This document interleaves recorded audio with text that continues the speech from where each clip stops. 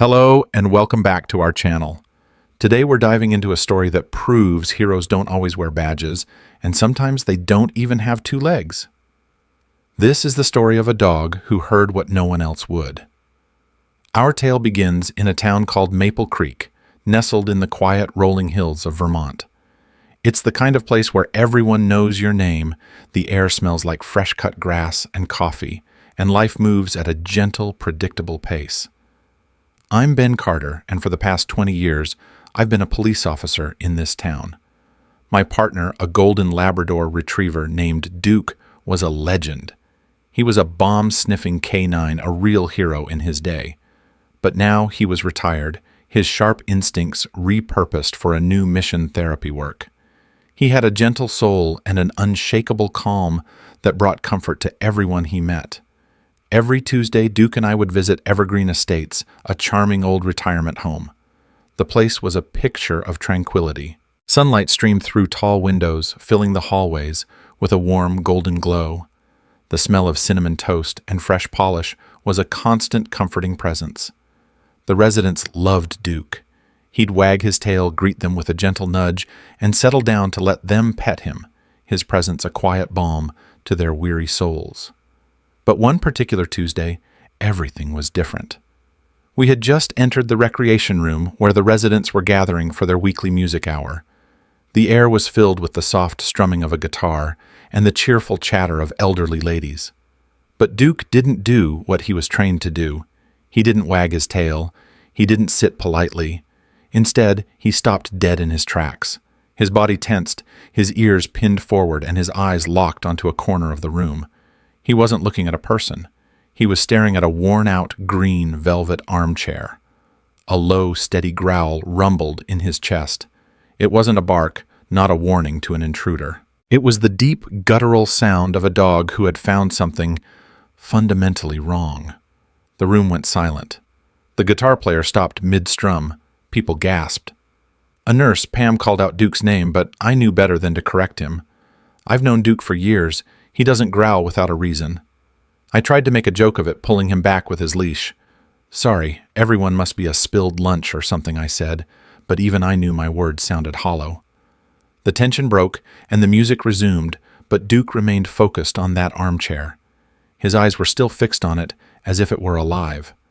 That's when Mr. Gideon, a former history professor known for his sharp mind and his quiet demeanor, leaned over to me. His eyes cloudy with age, but filled with a sudden startling awareness, met mine.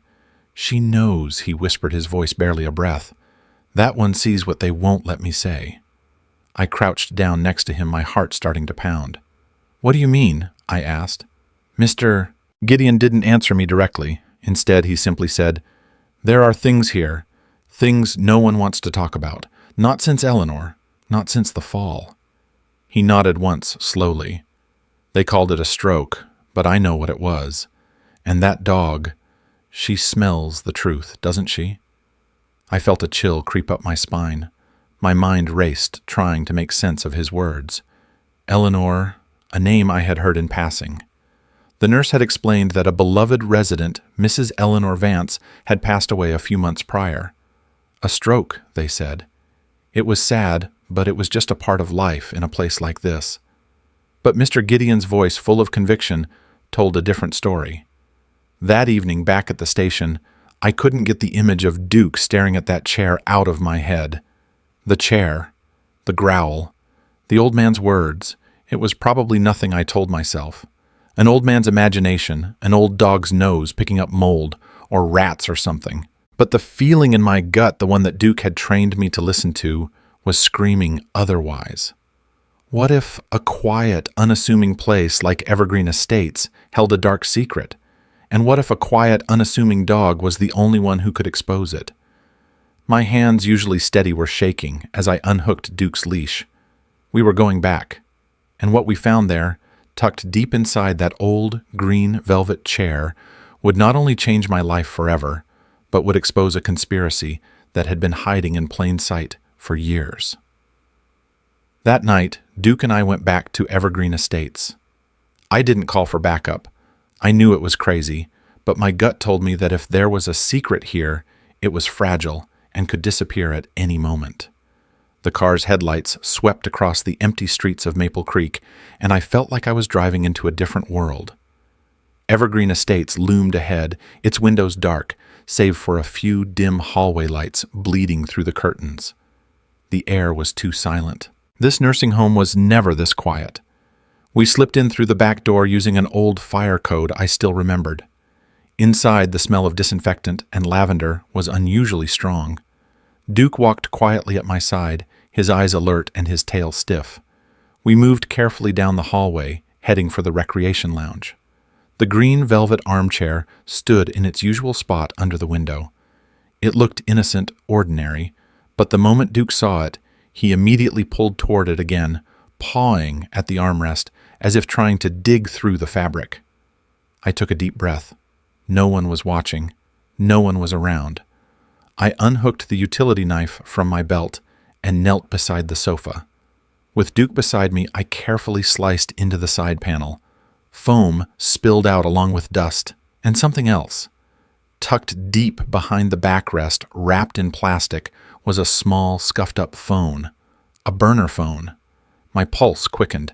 I checked the battery 1%, just enough to power it on. There were 3 audio files dated 3 months ago. I plugged in my car charger, held my breath, and hit play. A man's voice came through the speaker, rough and shaking slightly. "I didn't mean for her to die, I swear. I just wanted her quiet. She kept saying she'd tell someone, and I panicked." The voice continued, cracking with emotion. "Hanson said the meds would calm her down, but it was too much. It was too much." My stomach turned. "Eleanor," the confession kept going.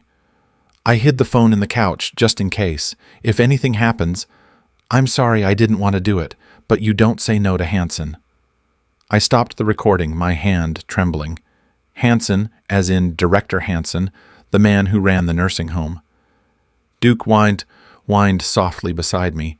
I looked down at him and whispered, "Good boy." And that's when the first true twist of the story hit me with the force of a wrecking ball. This wasn't just a random act. This was a deliberate cover-up, Mrs. Eleanor hadn't just been a victim of a tragic stroke. She had been a whistleblower. She had been building a case meticulously, quietly, against the very man who was supposed to be caring for her. The phone held not just a confession, but a key to a much larger conspiracy. What else was on this phone? What did the other audio files say? Was this an isolated incident, or was it part of a pattern I knew in that moment that this wasn't just about solving a crime? It was about honoring a promise to a dying woman who had done everything she could to get the truth out. And I knew that with a powerful man like Director Hanson involved, this wasn't just going to be a simple case. The walls were about to close in, and I needed to move fast before all the evidence disappeared. With the burner phone clutched in my hand, I knew I couldn't sit on this. I needed to go through the proper channels, but I was also acutely aware of a nagging thought. You don't say no to Hanson. The man had power. He had influence. If this was a systemic problem, then a simple local police report might get buried. I made the call not to my captain, but to a trusted friend at the state police detective Eva Reynolds. She was 10 years my senior, sharp as a tack, and someone I knew would listen without judgment. The next morning we met at a local diner, the same one where we always got coffee. I laid the burner phone on the table. For the next 90 seconds, the confession of a terrified man mentioning sedatives and a cover-up hung heavy between us. When the recording ended, Eva leaned back in the booth, her face unreadable. "That's a hell of a thing, Ben," she said quietly. "Has anyone else heard this?" I shook my head. "No, but I couldn't keep it to myself." She nodded slowly. "Good instincts, Carter. We'll need to verify the voice, get a warrant. This has to go through Albany." But patience was the one thing I didn't have. I felt a pressure in my chest that hadn't let up since Duke's first growl at that couch. A bad feeling. The kind of feeling you get when you know you're running out of time.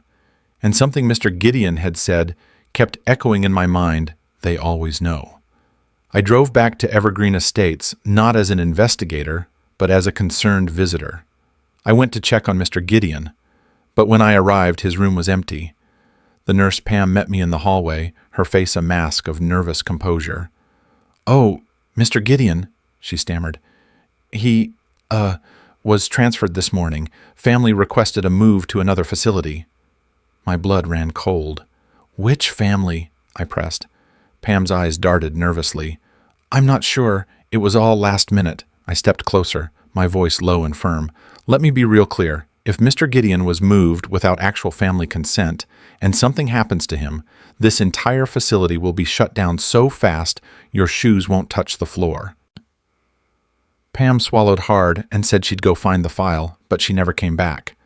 I rushed to the office and found her cabinet drawer hanging open, half the folders missing. They knew.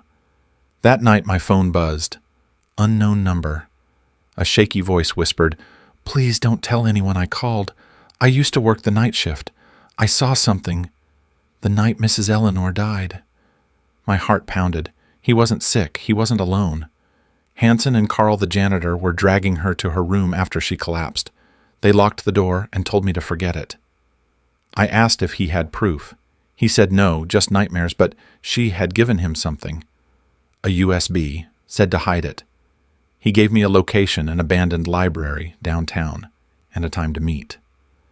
The next evening I stood alone outside the library, my hand on my holstered Duke by my side. Under a bench tucked away just as the man had said was the USB drive.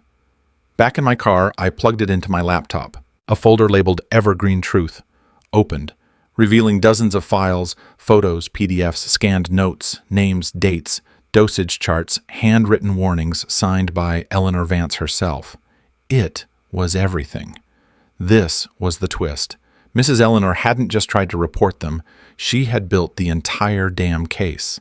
She had documented every single detail quietly, methodically, right up until the night she was murdered. She was a journalist without a press pass, a detective without a badge, and her final act was to entrust her life's work, the truth, to an anonymous contact and a hope that someone somewhere would listen. But as I looked at the files, a chilling thought struck me. Someone had killed Eleanor to silence her. Now that the truth was out, what would stop them from silencing the last living witness? The man who had just risked everything to give me this drive, and what about the other names on these lists? They were just numbers on a page, but I knew they were people. People who deserved better. The race wasn't over. It had just begun. The state police moved fast. With the confession and Mrs. Eleanor's files, Detective Reynolds secured a warrant for Director Hanson's office and a full sweep of Evergreen Estates. But the wheels of bureaucracy turned slowly. "It has to go through Albany," she told me over the phone. "A day or two, Ben. Be patient." But I knew deep in my gut that a day or two was a lifetime for people like Hanson. My premonition was confirmed that very afternoon. I drove back to Evergreen Estates, not with Duke this time, but with a terrible sense of dread. The moment I stepped through the doors, I saw it, the subtle shift in the air, the way the nurses avoided my gaze. I asked about Mr. Gideon, the kind old history professor. And again, the same nervous laughter from Pam, the same hollow excuse. He, was transferred this morning. Family requested it. But I knew the truth. They always know, and they always move fast. I got back in my cruiser, my mind racing. They were scrubbing things clean, moving people, destroying records. Someone had tipped Hanson off. I replayed the second audio file from the burner phone, listening for anything I might have missed. And there it was. She was going to show it to the press. Not just tell someone. Go public. What if she had sent something out before they got to her? A cold realization hit me. Mrs. Eleanor wasn't just working alone. She had a confidant, someone she trusted outside the facility. I pulled up her visitor logs from the old files in the USB drive. Her name appeared week after week, Clara Whitmore. I typed the name into the database, retired nurse, Syracuse, NY. It was only 40 miles away. The next morning, Duke and I were on the road. We found Clara's small bungalow, an American flag on the porch, wind chimes, tinkling in the soft breeze. She answered the door, her eyes wide with a mixture of fear and hope, when I mentioned Eleanor's name. "She sent me a package 2 days before the nursing home said she had a stroke," Clara said bitterly. It was full of notes and copies of charts. I tried to report it, but they said there was no crime. We spent the next 2 hours going through everything. The notes, the files, the letters.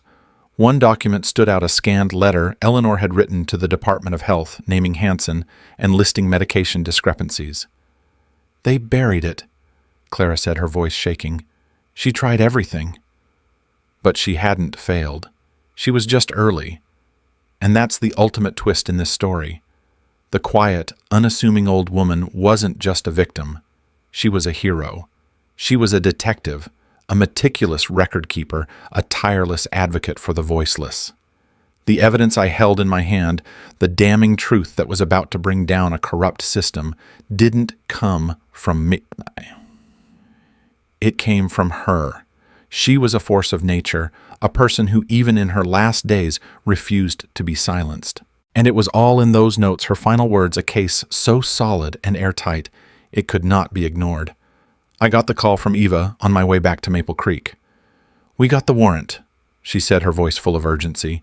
"State's moving in at 6 a.m. tomorrow. Don't go back to Evergreen tonight. It's safer this way." But I didn't answer. I was already turning the wheel back toward the small town, back toward the looming building that held so many dark secrets. Because the truth wasn't going to wait until morning. And neither was I. The facility loomed ahead, its windows dark, except for a few dim hallway lights bleeding through the curtains. I turned off my headlights and sat quietly in the car, the soft clicking of Duke's breathing the only sound. I should have waited for the warrant. Eva was right. It was only a few hours away. But something deeper than logic pulled me here, a gut feeling, a thread that hadn't unraveled yet. The sudden transfer of Mr. Gideon, the disappearance of Nurse Pam, the files being wiped. I knew if Director Hansen had any sense at all, he was probably in there right now, destroying the last of the evidence. I slipped on my jacket, checked my flashlight, and looked at Duke in the passenger seat. "You ready, boy?" He let out a low huff, quiet but alert, and stepped down from the cruiser. The back entrance was locked, of course, but I knew the old keypad hadn't been updated in years. I tapped in the old fire code, and the door clicked open. Inside, the hallway smelled like disinfectant and lavender, too clean, too calm. The building was eerily silent. We moved carefully, hugging the wall. As we approached the administrator's office, a light bled through the frosted glass under the door. I crouched beside the door, pulled out my phone, and hit record. The murmur of two men's voices drifted out. One low and slow, the other nervous and shaky. It was Director Hansen and Carl, the janitor. "We don't have time," the nervous one said. "What if someone already saw the files? Then we deny everything," Hansen's voice replied. "They don't have chain of custody, nothing admissible. It's her word against ours. They've got that dog, though. It found the phone." "That dog doesn't testify in court," Hansen retorted. I stood, my heart pounding, and turned the knob. The door creaked open slowly. Hansen looked up from his desk, his eyes wide. Carl was beside him, holding a metal trash can and a stack of folders. "You shouldn't be here," Hansen said quickly. "Neither should you," I replied, my voice steady. "Back away from the desk. Now." Hansen stood slowly, his face cold. "Whatever you think you have, it's circumstantial. None of it holds in court." "I've got a confession on tape, unauthorized sedatives, witnesses, a whistleblower with backups." I shot back. "Oh, and a USB full of internal records Mrs. Eleanor sent out before you murdered her." That's when Carl snapped. "I didn't mean to hurt her," he shouted. "I just gave her what you said. You told me it would calm her down." Hansen turned on him. "Shut up." But it was too late. Carl dropped the bin and looked at me. "Check the basement," he stammered. "There's more to hide the records in the old patient archives." I pulled out my radio. "Unit 53 requesting immediate backup at Evergreen Estates. 2 suspects on site. 1 cooperating. Scene secure." Hansen stood motionless, the mask of control completely gone. "You think this matters?" he said, a cold smirk on his face. "You shut me down, another one of me takes over in 6 months. Same building, new logo." I stared him down. "Maybe, but not with the blood of 4 people on your hands. Not this time." The state police arrived, and by 4:15 a.m., Hansen and Carl were in custody. Down in the basement, we found 3 boxes of shredded prescriptions, altered intake forms, and medical records that matched every one of Eleanor's notes. "It was the last nail in the coffin," Eva said, looking at me as we stepped into the fresh morning air. "You did good. That dog of yours, he's something else." The story broke statewide. The headlines read, "Nursing home director arrested in medication cover-up. Canine unit uncovers hidden evidence." Mrs. Eleanor Vance's name was finally out in the open, as was Mr. Gideon's, who was quickly located and made safe. A week later, I stood in the recreation lounge. The green velvet armchair had been removed, and in its place was a brand new one. I knelt beside Duke, who sat obediently at my feet. "I don't know how you knew," I whispered to him, "but you were right. You always are." The building felt different, lighter. It could finally breathe again. A few months later, the story culminated in a public ceremony at the state capitol. They were signing a new bill into law, Eleanor's Law, a sweeping new elder care reform bill designed to protect the most vulnerable. As I stood on stage, a polished service vest on Duke, I was asked to say a few words. I didn't have a speech, but I spoke from the heart. "I'm here today because one woman refused to stay silent and because one dog refused to look away," I said, looking down at Duke. "Sometimes heroes don't wear uniforms. Sometimes they just have 4 legs, a wagging tail, and the kind of heart that won't quit." The audience erupted in applause. The case of Evergreen Estates is now part of history. It's taught in law enforcement seminars and used in medical ethics classes. But for me, it's a story I carry every day, because it's a reminder that a whisper, a file, a growl, the smallest things can make the biggest difference. And that brings us to the end of our story, but not the end of the lesson. The biggest question isn't how the dog found the truth. It's why no one else did. It's a question of whether we are truly listening to the quiet voices around us. So, if you've enjoyed this story, if it's inspired you to pay closer attention to the world around you, please do us a favor. Hit that subscribe button and ring the notification bell so you don't miss our next story, and leave a comment below. If a dog barked at something you couldn't see, would you take a second look? Let me know what you think. And until next time, stay safe and keep listening.